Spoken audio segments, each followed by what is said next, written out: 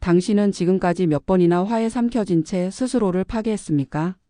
화가 머리끝까지 치밀어 오를 때 우리는 흔히 나는 화가 났다라고 말합니다.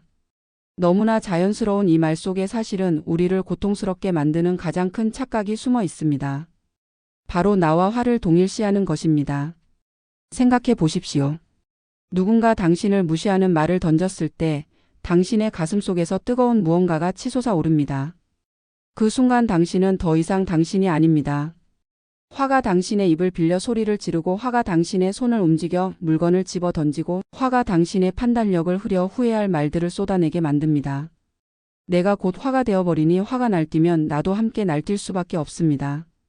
그런데 여기서 잠깐 멈춰야 합니다. 정말로 나는 화 그 자체일까요? 아니면 화라는 감정을 경험하고 있는 존재일까요? 이 질문의 답을 찾는 것이 바로 인생의 고통을 절반으로 줄이는 열쇠입니다.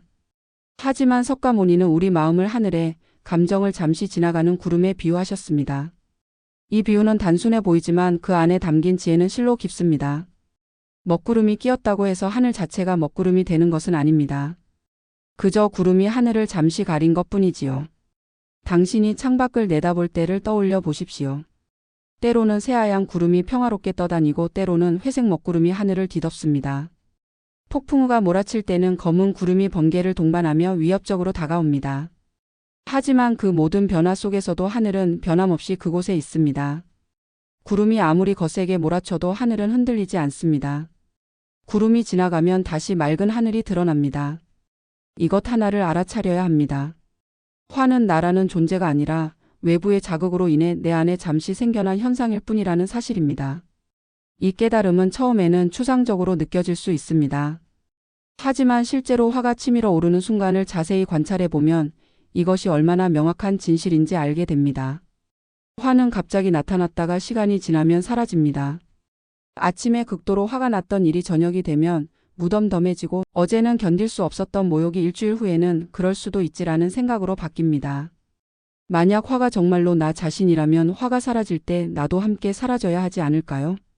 하지만 우리는 여전히 여기 존재합니다. 화가 사라진 후에도 나는 남아 있습니다. 이것이 바로 증거입니다. 나는 화가 아니며 화는 단지 내가 경험하는 여러 현상 중 하나일 뿐이라는 것을요. 이 분리를 인식하는 순간 우리는 감정의 소용돌이 속에 휩쓸리지 않고 둑 위에 서서 그 소용돌이를 바라보는 관찰자가 될 수 있습니다. 상상해 보십시오. 당신이 강둑에 서 있고 강물이 세차게 흐르고 있습니다. 물살은 거세고 파도는 높이 치솟습니다. 만약 당신이 그 물속에 뛰어든다면 당신은 물살에 휩쓸려 어디론가 떠내려갈 것입니다. 바위에 부딪혀 상처 입고 물을 들이마시며 고통스러워할 것입니다. 하지만 둑 위에 서 있다면 어떨까요? 물살이 아무리 거세도 당신은 안전합니다. 물의 흐름을 관찰하고 그 패턴을 이해하고 언제 물이 잔잔해질지 기다릴 수 있습니다. 감정도 마찬가지입니다. 화라는 감정의 물살 속으로 뛰어들어 나는 화가 났다고 동일시하는 순간 우리는 그 감정에 휩쓸려 통제력을 잃습니다. 하지만 한 걸음 물러나 지금 내 안에 화라는 감정이 일어나고 있구나라고 관찰하는 순간 우리는 둑 위의 관찰자가 됩니다. 그렇다면 여기서 핵심적인 질문이 생깁니다. 고통은 대체 어디에서 오는 걸까요? 고통은 감정 그 자체에서 오는 것이 아니라 그 감정이 곧 나라고 믿는 집착에서 옵니다. 화가 나는 것 자체는 자연스러운 현상입니다. 누군가 부당하게 대하면 화가 나고 소중한 것을 잃으면 슬프고 위협을 느끼면 두려움이 생깁니다. 이것은 인간이라면 누구나 겪는 정상적인 반응입니다. 문제는 그 다음입니다. 화가 일어났을 때 나는 화난 사람이야. 나는 이렇게 분노하는 존재야 라고 자신을 규정하는 순간 우리는 그 감정의 포로가 됩니다. 집착은 접착제와 같습니다. 화라는 감정이 일시적으로 스쳐 지나갈 수도 있었는데 나는 화가 났다는 동일시가 그 감정을 나에게 단단히 붙여버립니다. 그러면 화는 쉽게 떠나지 않습니다. 시간이 지나도 계속 곱씹게 되고 며칠이 지나도 그 상황을 떠올리며 다시 화가 치밀어 오릅니다. 반면 지금 화라는 감정이 일어났구나라고 인식하면 어떻게 될까요? 감정은 여전히 있지만 나와 분리되어 있습니다.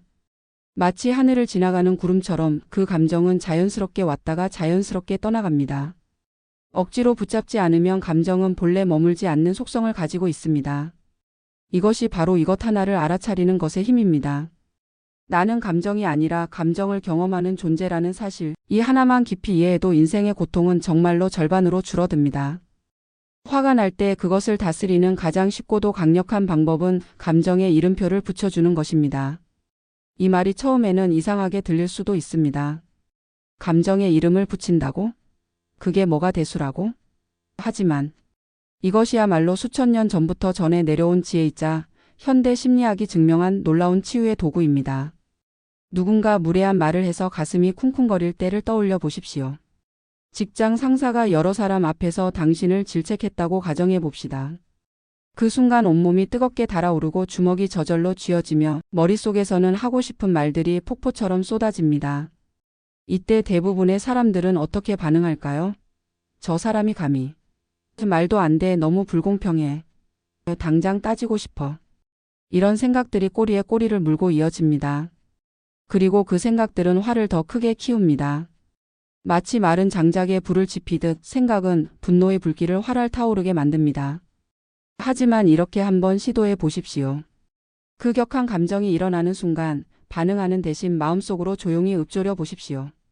아, 내 안에 분노가 찾아왔구나. 지금 내 심장이 두근거림을 느끼고 있구나. 어깨에 긴장이 자리 잡고 있구나. 이렇게 감정을 서술하듯 바라보는 행위를 불교에서는 알아차림, 즉 SATI라고 합니다. 팔리어로 사티라고 불리는 이 수행법은 단순해 보이지만 그 효과는 실로 강력합니다. 신기하게도 우리가 감정을 알아차리고 이름을 불러주는 순간 뇌의 편도체에서 끓어오르던 뜨거운 열기가 식어가기 시작합니다. 이것은 과학적으로도 입증된 사실입니다. UCLA의 신경과학자 매튜 리버먼 교수의 연구에 따르면 감정에 언어적 라벨을 붙이는 행위, 즉 감정 명명하기는 편도체의 과잉 반응을 진정시키고 전전두엽 피지를 활성화시킨다고 합니다. 쉽게 말해 감정에 이름을 붙이는 순간 우리 뇌는 감정의 노예에서 감정의 관찰자로 전환됩니다. 마치 어둠 속에 숨어있던 도깨비에게 내 정체를 다 안다라고 말하면 도깨비가 힘을 잃고 사라지는 것과 같습니다. 어렸을 때 밤에 방 안이 무서웠던 기억을 떠올려 보십시오. 어둠 속에서 옷걸이에 걸린 옷이 유령처럼 보이고 커튼이 흔들리는 것이 귀신의 손길처럼 느껴졌을 것입니다. 하지만 불을 켜는 순간 어떻게 됩니까? 모든 것이 선명하게 드러나고 두려움은 사라집니다. 아, 이건 그냥 옷이었구나. 이건 바람에 흔들리는 커튼이었구나. 감정에 이름을 붙이는 것은 어둠 속의 두려움에 불을 켜는 것과 같습니다. 이것은 분노구나, 이것은 불안이구나, 이것은 서운함이구나라고 명명하는 순간 그 감정의 정체가 드러나고 우리는 그것을 통제할 수 있는 힘을 얻습니다. 화는 주인이 자신을 알아보지 못하고 날뛸 때 가장 강력하지만 주인이 눈을 뜨고 너는 화구나라고 지켜보는 순간 그 힘을 잃습니다. 생각해 보십시오. 화가 힘을 발휘하는 이유는 무엇일까요? 그것은 우리가 화와 하나가 되어 그 화의 눈으로 세상을 보기 때문입니다. 화의 눈으로 보면 모든 것이 적대적으로 보입니다. 상대방의 작은 실수도 고의적인 모욕으로 보이고 우연한 일도 나를 겨냥한 공격으로 느껴집니다. 하지만 이것은 화라는 감정이구나라고 한 걸음 물러서서 바라보는 순간 우리는 화의 눈이 아닌 우리 자신의 눈으로 상황을 보게 됩니다. 그러면 보이는 것들이 달라집니다. 상대방도 힘든 하루를 보냈을 수 있겠구나. 저 사람도 자기 나름의 사정이 있었겠지. 이 일이 그렇게 큰 일은 아닐 수도 있어라는 여유로운 관점이 생깁니다. 이것은 참는 것이 아닙니다. 억누르는 것도 아닙니다. 그저 있는 그대로 바라보는 지혜입니다. 많은 사람들이 이 부분에서 오해를 합니다. 감정을 참아라, 화를 억눌러라라고 배운. 우리는 알아차림도 또 다른 형태의 억압이라고 생각할 수 있습니다. 하지만 전혀 그렇지 않습니다. 참는 것은 화가 있는데 없는 척하는 것입니다. 뚜껑을 꽉 닫아 압력소처럼 내부에 압력을 쌓이게 하는 것입니다. 언젠가는 폭발할 수밖에 없는 위험한 방법이지요. 반면 알아차림은 화가 있음을 온전히 인정하는 것입니다. 그래, 지금 내 안에 화가 있구나. 이 화가 내 가슴을 뜨겁게 하고 있구나. 주먹을 쥐게 만들고 있구나. 이렇게 있는 그대로를 받아들입니다. 하지만 동시에 그것과 동일시하지 않습니다. 나는 화가 아니다. 나는 화를 경험하고 있는 존재다. 이 미묘하지만 결정적인 차이가 모든 것을 바꿉니다. 화를 억누르면 그 에너지는 내부에 쌓여 우울증이 되거나 신체 증상으로 나타납니다. 하지만 화를 알아차리면 그 에너지는 자연스럽게 흘러갑니다. 강물이 막히지 않고 흐르듯 감정도 인정받고 관찰되면 스스로 해소됩니다. 오늘부터 한번 시도해 보십시오. 화가 치밀어 오를 때 즉각 반응하기 전에 잠시 멈추고 이렇게 말해 보십시오. 내 안에 분노가 일어나고 있다. 가슴이 답답함을 느끼고 있다. 몸에 열기가 올라오고 있다. 처음에는 어색할 것입니다.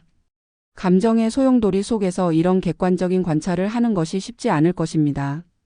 하지만 연습할수록 이 간단한 행위가 얼마나 강력한 변화를 가져오는지 경험하게 될 것입니다. 이름을 붙이는 것만으로도 마법이 시작됩니다. 그 마법은 당신을 감정의 노예에서 해방시켜 삶의 주인으로 만들어줄 것입니다. 인생을 살다 보면 불청객이 찾아오듯 원치 않는 감정들이 수시로 마음의 문을 두드립니다.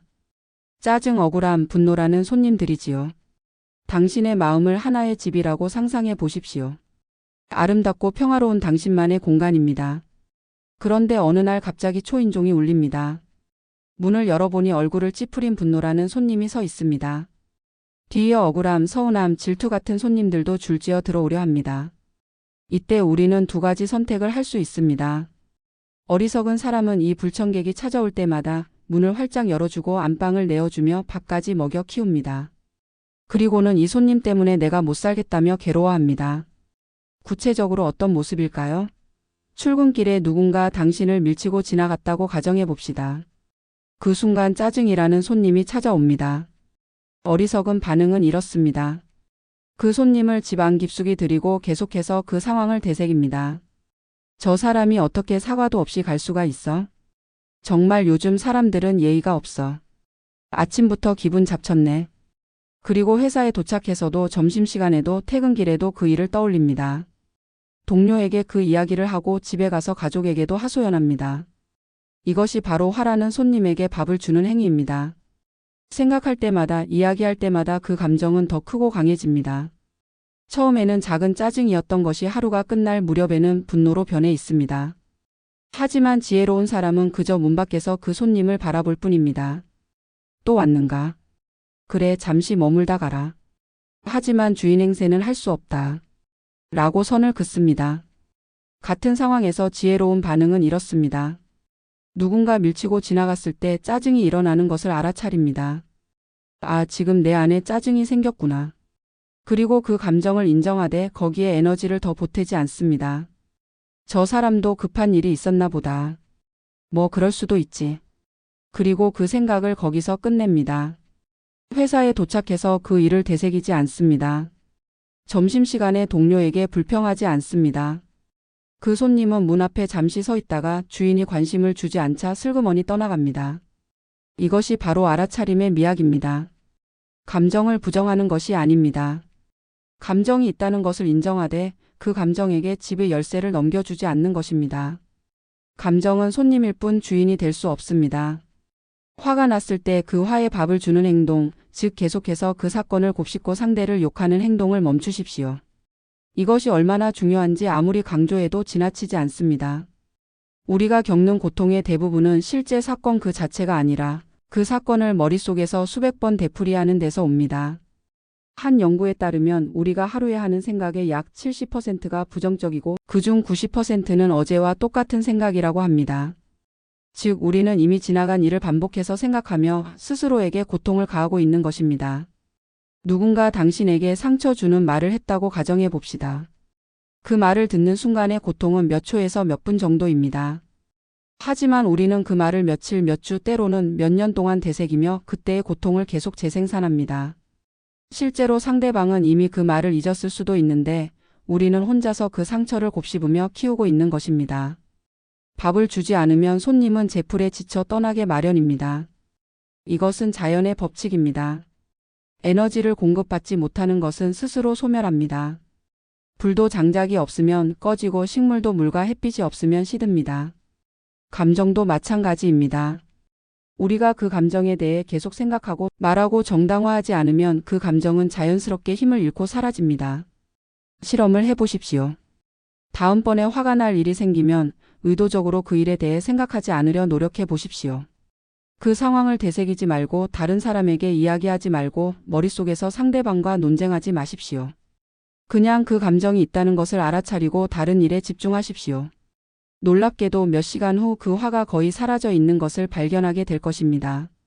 마치 처음부터 없었던 것처럼 말입니다. 화는 내 허락 없이는 내 마음의 주인이 될 수 없습니다. 이것을 기억하십시오. 당신이 주인입니다. 당신의 마음이라는 집의 주인은 당신입니다. 감정은 그저 왔다 가는 손님일 뿐입니다. 어떤 손님을 들릴지, 얼마나 머물게 할지, 언제 떠나보낼지는 모두 주인인 당신의 선택입니다. 많은 사람들이 화가 나는 것은 어쩔 수 없잖아요 라고 말합니다. 맞습니다. 화가 일어나는 것 자체는 어쩔 수 없습니다. 그것은 자동적인 반응입니다. 하지만 그 화를 붙잡고 키울 것인가 아니면 흘려보낼 것인가는 우리의 선택입니다. 지금 당신을 괴롭히는 그 감정은 당신이 붙잡지 않으면 흘러갈 수밖에 없는 찰나의 에너지일 뿐임을 기억하십시오. 강물을 생각해 보십시오. 물은 끊임없이 흐릅니다. 한 곳에 고이면 썩지만 흐르면 맑습니다. 감정도 똑같습니다. 흘려보내면 맑아지지만 붙잡고 있으면 썩어서 우울과 원망이 됩니다. 오늘부터는 감정이라는 손님이 찾아왔을 때 문 밖에서 정중히 인사만 하고 안으로 들이지 마십시오. 오셨군요. 알겠습니다. 하지만 오래 머물 수는 없습니다. 이렇게 말하고 당신의 일상을 계속 살아가십시오. 그 손님은 주인의 무관심 속에서 스스로 떠날 것입니다. 현대 뇌과학은 불교의 통찰을 증명하고 있습니다. 분노라는 감정이 발생하여 우리 몸에 화학적 반응을 일으키고 사라지는 데 걸리는 시간은 길어야 90초라고 합니다. 이것은 하버드 대학의 신경의 부학자 질 볼트 테일러 박사가 밝혀낸 놀라운 사실입니다. 우리 뇌에서 감정적 반응이 촉발되면 코르티솔과 아드레날린 같은 화학물질이 혈류로 방출됩니다. 이 화학물질들이 우리 몸을 순환하며 생리적 반응을 일으키는데 이 전체 과정이 90초를 넘지 않는다는 것입니다. 90초. 단 1분 30초입니다. 생각해 보십시오. 어떤 강렬한 감정이든 그것이 우리 몸에서 자연스럽게 일어나고 사라지는 데는 90초면 충분하다는 것입니다. 하지만 우리의 경험은 어떻습니까? 그런데 우리는 왜 90분 아니 9년이 지나도 화를 낼까요? 어떤 사람은 10년 전에 받은 모욕을 아직도 생생히 기억하며 화를 냅니다. 어떤 사람은 이미 세상을 떠난 사람에게 여전히 분노를 품고 있습니다. 화학적 반응은 진작에 끝났는데 왜 우리는 여전히 화가 나 있을까요? 그것은 우리가 90초마다 기억을 되살려 화라는 불씨에 계속 부채질을 하기 때문입니다. 원래의 사건은 끝났습니다. 그 사건이 촉발한 생리적 반응도 90초 안에 끝났습니다. 하지만 우리는 그 사건을 떠올리며 다시 화를 냅니다. 그러면 뇌는 또다시 스트레스 호르몬을 분비합니다. 90초가 지나면 그것도 사라집니다. 하지만 우리는 또 그 일을 생각합니다. 그러면 또다시 화학 반응이 일어납니다. 이것이 바로 우리가 며칠, 몇 달, 몇 년 동안 화를 유지하는 메커니즘입니다. 90초짜리 자동 반응을 우리 스스로 계속 재점화하고 있는 것입니다. 알아차림은 이 부채질을 멈추는 것입니다. 화가 날 때 시계를 보십시오. 그리고 딱 90초만 이 파도를 바라보자라고 생각하십시오. 실제로 해보십시오. 다음번에 화가 치밀어 오를 때 시계를 보며 90초를 세어보십시오. 그동안 아무것도 하지 마십시오. 그 상황에 대해 생각하지도 마십시오. 상대방을 비난하는 말을 머릿속에서 만들지도 마십시오. 그저 몸에서 일어나는 감각을 관찰하십시오. 가슴이 두근거립니다. 얼굴이 화끈거립니다. 주먹이 쥐어집니다. 호흡이 빨라집니다. 이 모든 것을 그저 관찰하십시오. 마치 과학자가 실험을 관찰하듯이 말입니다. 그리고 90초가 지나면 무슨 일이 일어나는지 보십시오. 놀랍게도 그 격렬했던 신체 반응이 잠잠해지기 시작합니다. 물론 생각은 계속 그 사건으로 돌아가려 할 것입니다. 하지만 순수한 생리적 반응은 확실히 줄어듭니다. 거친 파도가 밀려오지만 내가 그 파도에 휩쓸리지 않고 서핑보드 위에 서 있다면 파도는 오히려 나를 성장시키는 동력이 됩니다. 서핑을 생각해 보십시오. 서퍼는 파도를 두려워하지 않습니다. 오히려 파도를 기다립니다. 파도가 오면 그 위에 올라탑니다. 파도의 에너지를 자신의 것으로 만들어 멋진 라이딩을 즐깁니다. 파도를 거부하고 피하려는 사람은 파도에 휩쓸려 물속으로 끌려갑니다. 하지만 파도를 받아들이고 그 위에 서는 사람은 파도를 즐깁니다. 감정도 마찬가지입니다. 감정이라는 파도는 계속 밀려올 것입니다. 우리가 살아있는 한 기쁨의 파도도 슬픔의 파도도 분노의 파도도 계속 찾아올 것입니다. 중요한 것은 그 파도에 어떻게 반응하느냐입니다. 깊은 호흡을 하며 들숨과 날숨을 관찰하십시오. 호흡은 현재 순간으로 돌아오는 가장 확실한 다지입니다. 화가 났을 때 우리의 마음은 과거나 미래로 날아가 있습니다. 저 사람이 어떻게 그럴 수가 있지? 과거 다음에 만나면 한마디 해줘야겠어 미래. 하지만 호흡은 오직 지금 이 순간에만 존재합니다. 천천히 깊게 숨을 들이마시십시오. 공기가 코를 통해 들어오는 것을 느껴보십시오. 차가운 공기가 코 속을 스치는 감각을 느껴보십시오. 그 공기가 목을 지나 폐로 들어가는 것을 상상해 보십시오. 가슴이 부풀어 오르는 것을 관찰하십시오. 그리고 천천히 숨을 내쉬십시오. 따뜻한 공기가 입이나 코를 통해 나가는 것을 느껴보십시오.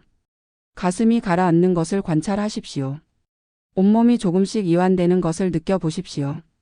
숨이 들어오고 나가는 것을 지켜보는 동안 거짓말처럼 분노의 파도는 잠잠해지고 원래의 평온한 바다가 모습을 드러낼 것입니다.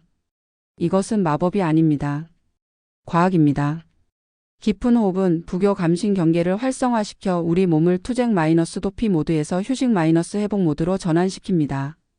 심박수가 느려지고 혈압이 낮아지고 근육이 이완되고 스트레스 호르몬 분비가 줄어듭니다. 단 몇 번의 깊은 호흡만으로도 우리는 생리적으로 평온한 상태로 돌아갈 수 있습니다.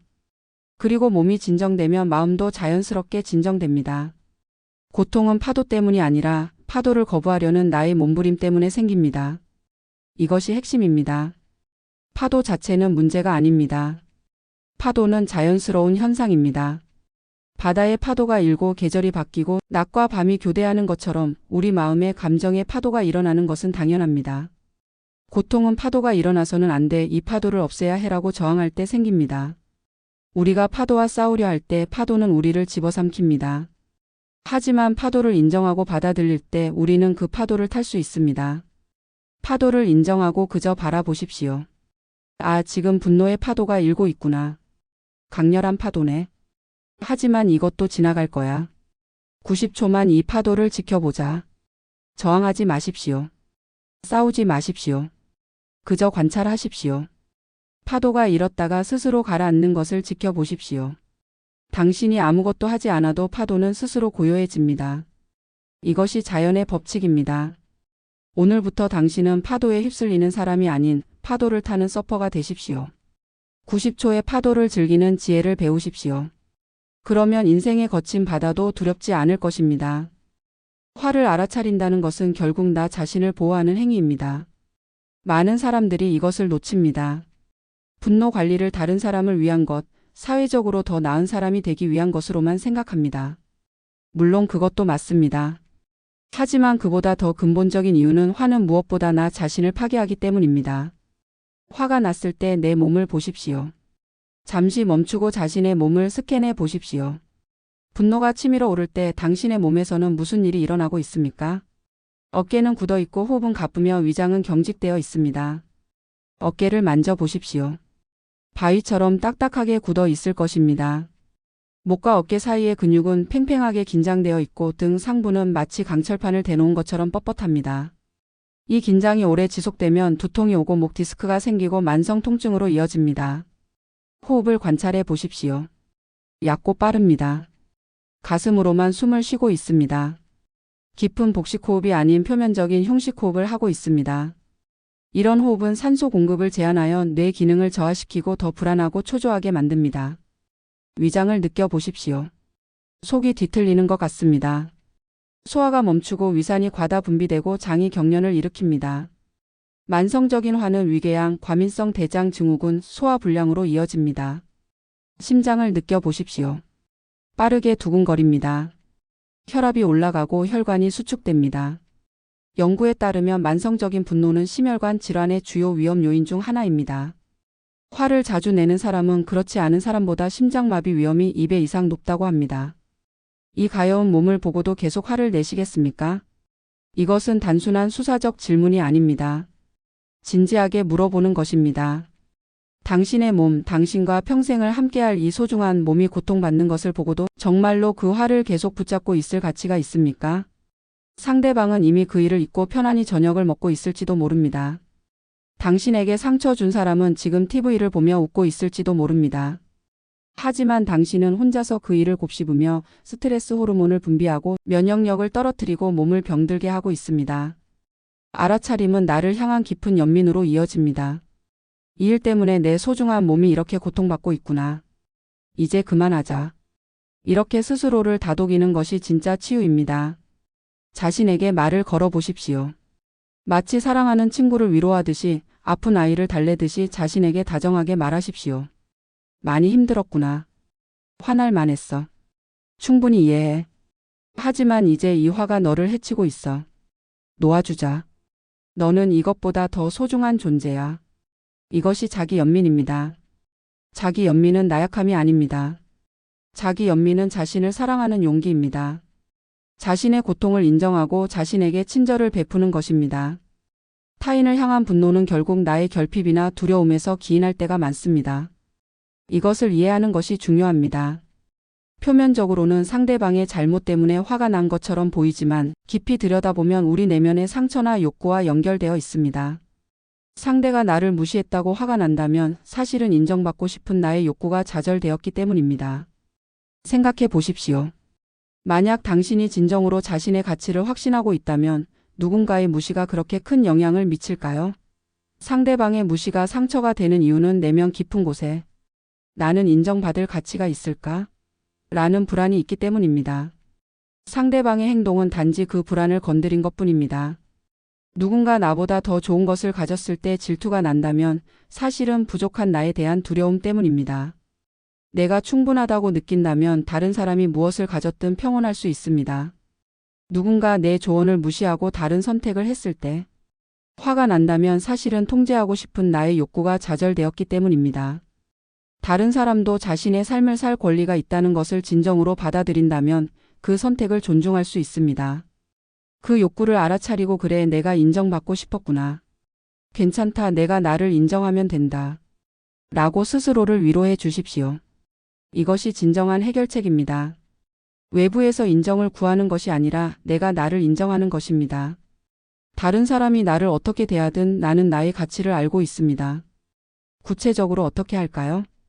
화가 났을 때 이렇게 자신에게 물어보십시오. 이 화 밑에 숨어 있는 나의 욕구는 무엇일까? 내가 진정으로 원하는 것은 무엇일까?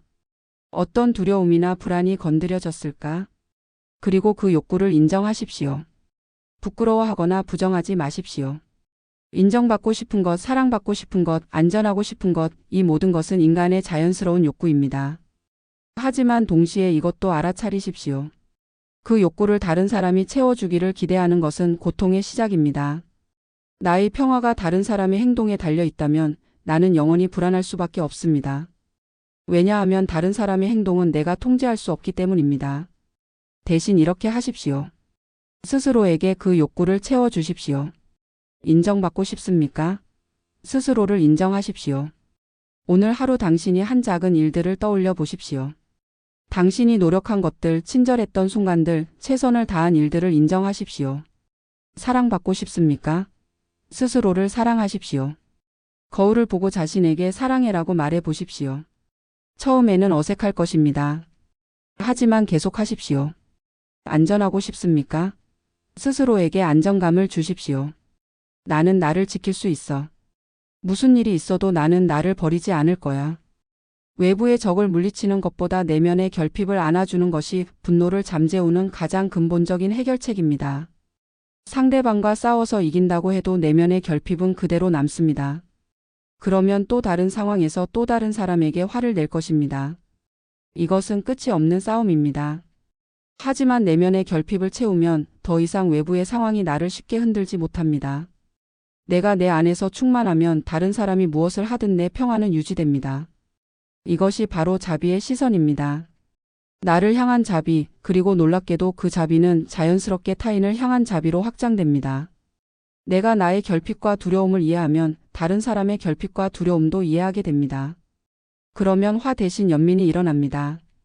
오늘부터 자신에게 자비로운 사람이 되십시오. 그것이 당신을 살리는 길입니다.